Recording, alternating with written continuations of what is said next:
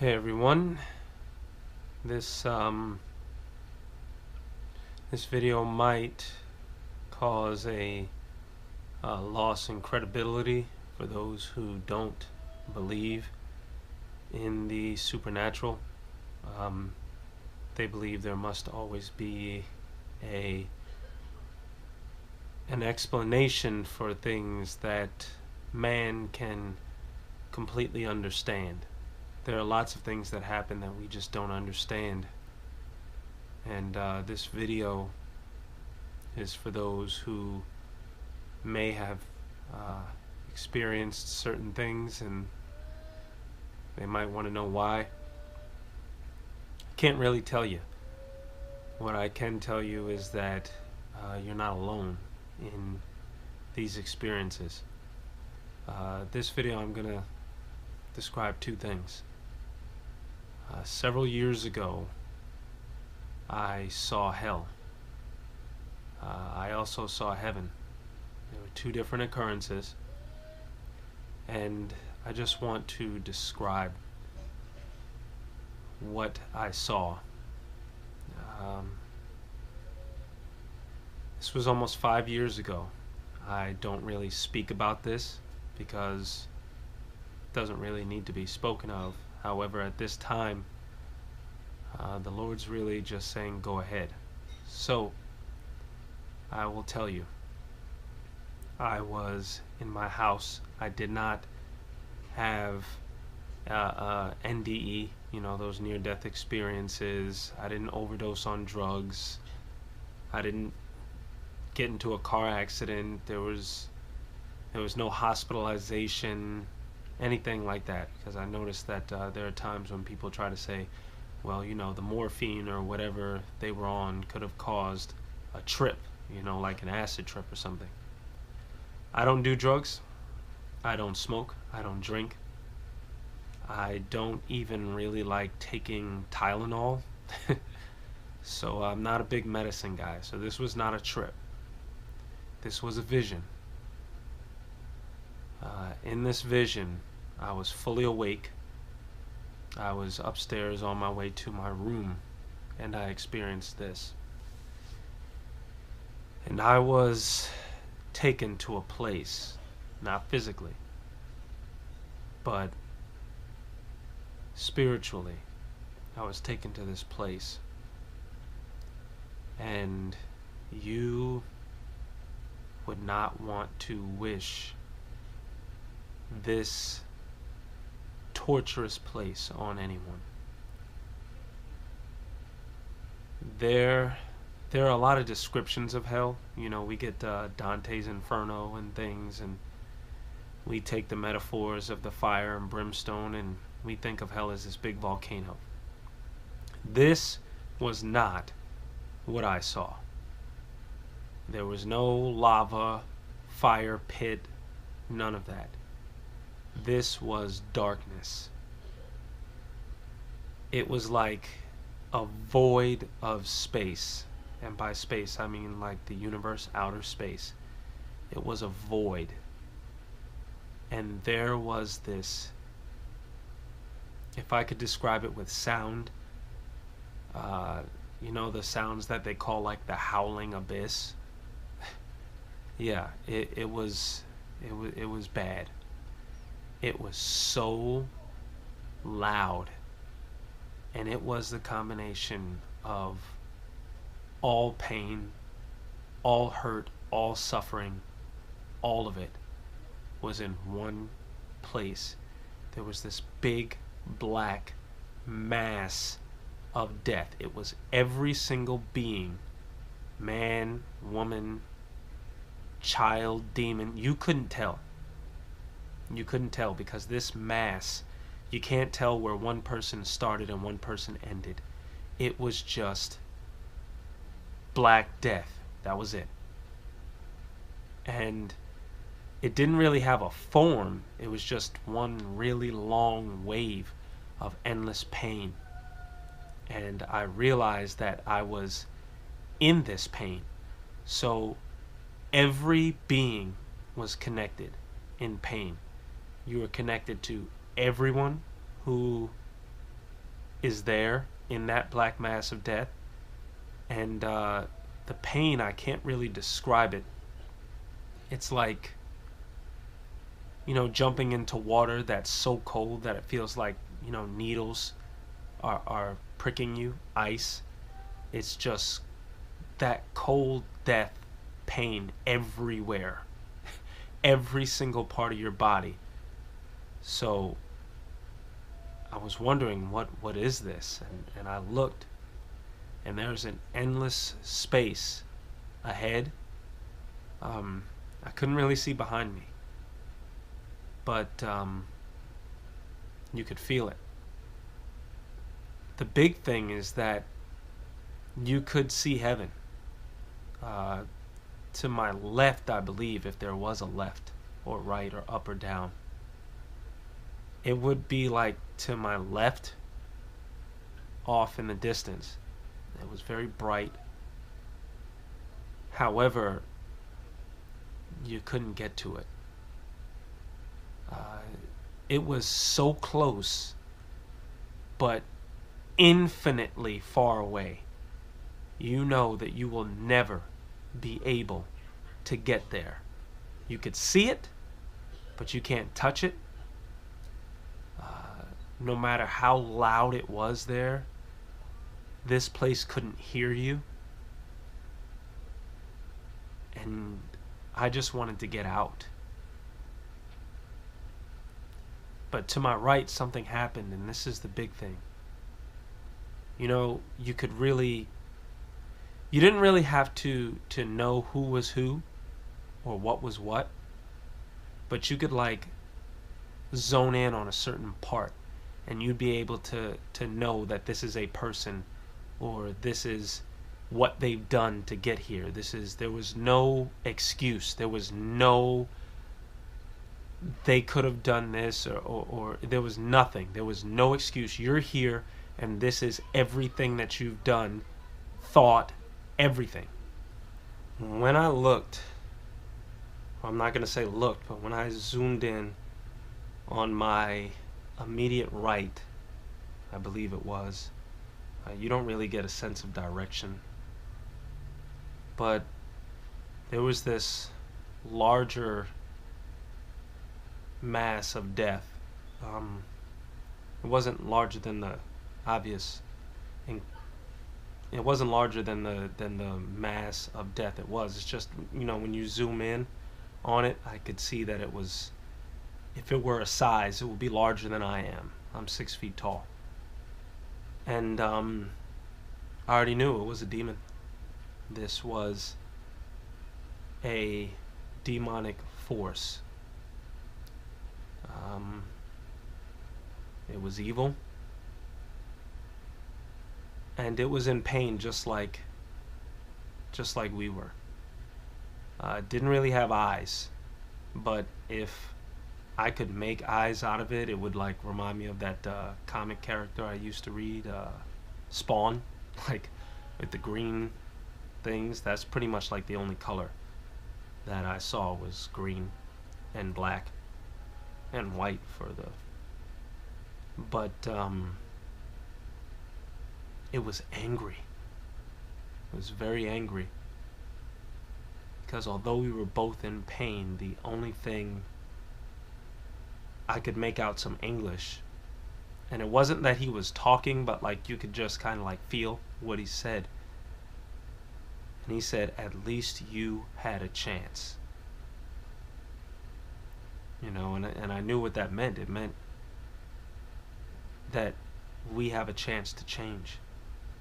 We have a chance to not be sinful. I didn't completely understand what that meant then, but I do now. Grace, I thought, was just not getting what, or mercy's not getting what you deserve, and then grace is getting something that you don't deserve. But grace is the power to live above sin, and demons don't have this power. Whatever a demon is, that's what it is. They are destined to go to this black mass of death, and they'll be there forever. Um, some beings are there now. There's a lot. The mass was so large. As I said, you couldn't tell where one person ended, one being ended, one being started. It was extremely large. But the amount of space, if I could say space, there was like infinite. And I just knew that I just didn't want to be there. And like that, I was back. Still on the way to my room. This could have been in the span of 1 second. But the amount of time that it felt like I was there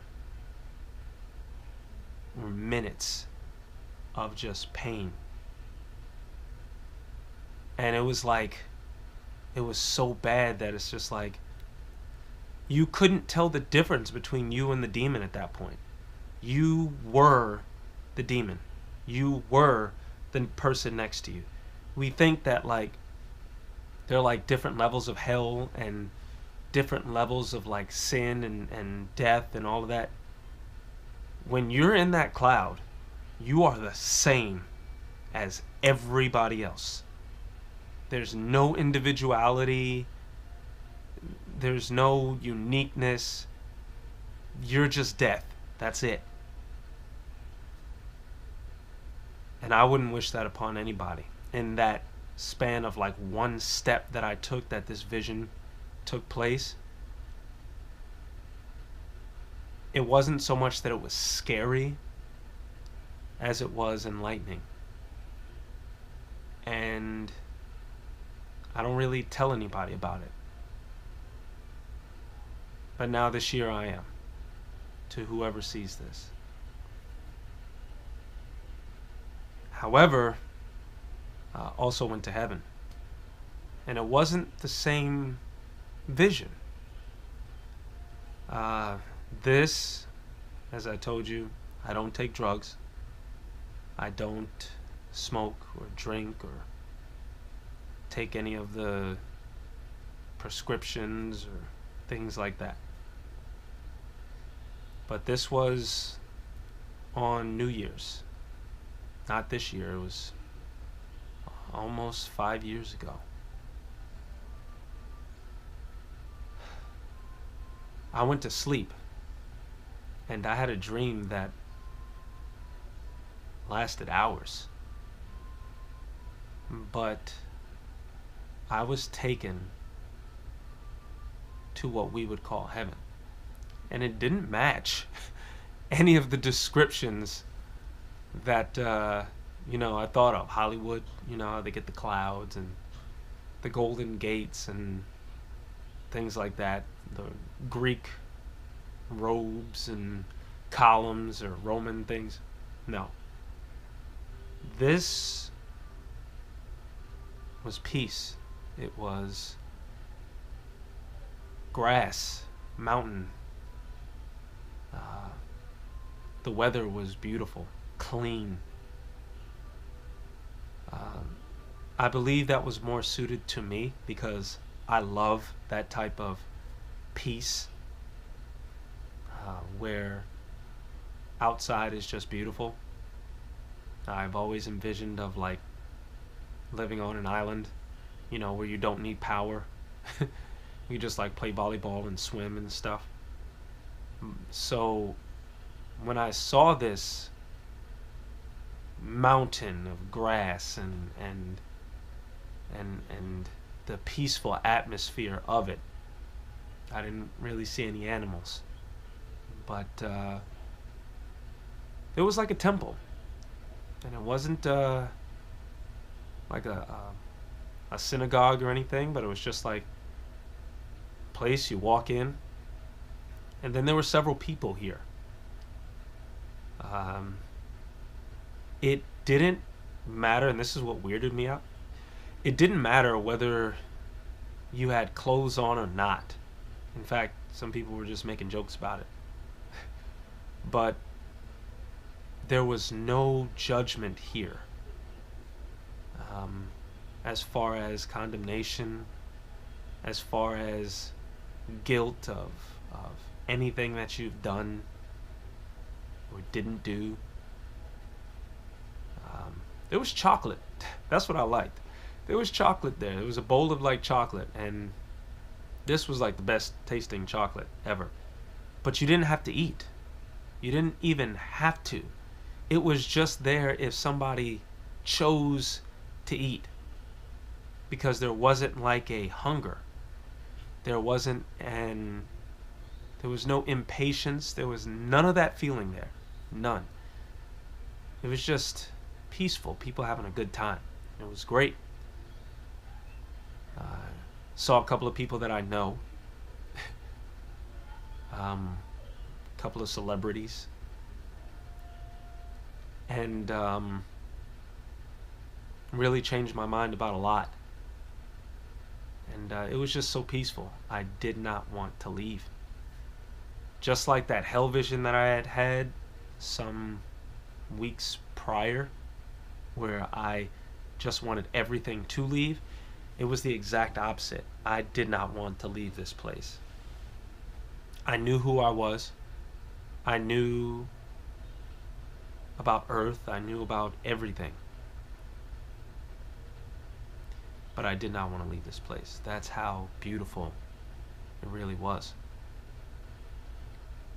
So I then spoke to God. And I cannot remember the conversation. I don't believe that I was allowed to. The only thing that I can remember God telling me is that where I was in heaven was only considered one block. You know, one road. If you live in New York City, one block is not that big. That's where I used to live. So to think that this huge, magnificent, beautiful place is only one block of heaven was amazing. It was amazing. But I also had more conversation that I don't believe that I could even speak on. I can't remember. So I do believe that this is the Lord telling me that you can't speak on those things. He did show me something, though, that I do remember clearly. He brought me down to earth and showed me a different perspective of it. Showed me what it looks like in the spirit realm. And that's where the good news ended. It was bad. The sky was blood red. Clouds were moving like there was a storm when there wasn't one. I felt like I was in like Desert Storm, you know, like a war. And God was with me the whole time. And I was going through, and I specifically went into a room that I would call like, maybe it looked like a college dorm. Maybe. It was a small room. But there was a demon in there. And it was really disfigured. I mean, it walked like a spider. It had legs, like 4 legs, you know, 1, 2, 3, 4, and they were all like feet. They weren't like hands and feet. And its head was all like disjointed. Had like black hair and you know, beady eyes. And it was eating a person. As if the person was dead, but the person wasn't dead. That was the mystery of it to me. Is that these beings were feeding off death while people are still alive. And it made much sense to me then when Jesus was saying things like, let the dead bury their dead. You can be alive and fully dead And demons love it. They love it. They feast on it. They feed off of it. This thing was chowing down on what the spirit realm considered a dead person, but the person wasn't dead. I don't know how I could tell, but I could. And for a few moments, this time was really weird. For a few moments, this demon could not see me. But it turned around and noticed me. And when it did, a hatred that I had never seen, heard of, or felt rose up. I mean, like, you didn't have time, so it's not like you could feel the hatred going up. It was just like 1 minute was this, and the next minute, boom, hatred. And the thing, like, charged at me. Like, it hated me that much. And the same thing came up, except this wasn't hatred. It was a feeling in, or not in, but with me, it was fear. Because this thing was frightening. I couldn't feel the fear rise, but it was just like 1 second it was nothing. The next second it was whoa. And then immediately, and I knew it was God, immediately the fear disappeared completely, 100%. And that demon stopped. It could not get to me. That was the only thing that came through my head. This thing cannot touch you. It cannot touch you. And it snarled, and there was a sound that I can't really describe that it made, but it snarled for a few moments and then just went back. And that was the last that I remember of Earth. God told me, I can remember this, that it's serious, that it's real. These things do happen. Demons are real. Angels are real. And we have a job to do. I still am learning about that, but what really helped me was when I woke up. As I said, there were some things that I can't even speak on. I don't even remember. But when I first gave up sin, I remember joining a church. I never really joined a church before. There was a revival, and I was in college, and I was very depressed. My computer had gotten stolen, and I had written, a screenplay on it, and fictional novels and such, and I was extremely depressed. Just growing up as a teenager, I was depressed, low self-esteem, everything. And I remember getting baptized at this church. And really, the only reason that I got baptized is because, I saw it on The Simpsons once when I was like a little kid. I'd never been baptized, so I said, hey, why not?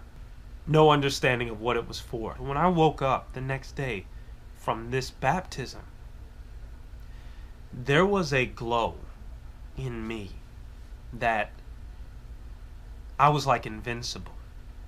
I was invincible. You couldn't convince me that I was depressed ever at any point in life. I was so happy. I was so full of joy, full of all of the love of God. I mean, I was fire. And I was just like, that's really what it means to be saved, No knowledge of any salvation or anything like that, but I was on fire. In time, that glow, as I went on throughout life, it felt like it got smaller and smaller and smaller. Life really dealt with me. Within like 6 months, I had backslid. I thought that I wasn't saved because I didn't feel that glow. And fast forward several years back in the kingdom, didn't backslide. I am receiving dreams and visions, and I'm praying in other tongues, and I'm doing all types of ministry work. And I have this dream. But what really made this real to me, that it wasn't just some dream. It wasn't just the fact that it was New Year's. I woke up as New Year's Day.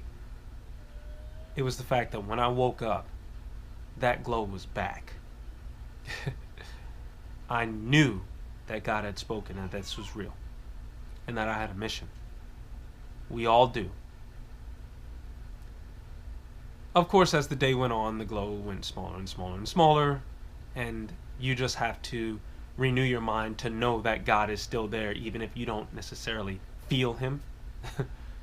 So this video is just to confirm for some. Some are going to just be curious because there's hell in it and there's heaven in it, and people want to know. They're real. Hell is real. You can go to hell, and it doesn't matter whether you consider yourself a good person or a bad person. It has nothing to do with what we consider good or bad. Heaven is real, and it's not what we consider good or bad. Talk to God for yourself. Jesus is real. He came for a reason. And God says what He says for a reason. He doesn't hate in a sense that we think, because those demonic forces possessed hate, and God possessed none of it. None. There is nothing that you could do to convince me that God has the hatred that demons have. It is not what you think. If you think, well, God says these 7 things I hate, it is not what you think it is. Talk to God. He will show you. He is not hiding from anyone. He's real. The Son of God is real. And He's just waiting on you. Don't get caught up in that black mass of death. Because if you get there, there's no coming back. I pray for everyone. The peace of God to bruise Satan under your feet. And hopefully you get saved from this. Peace to all.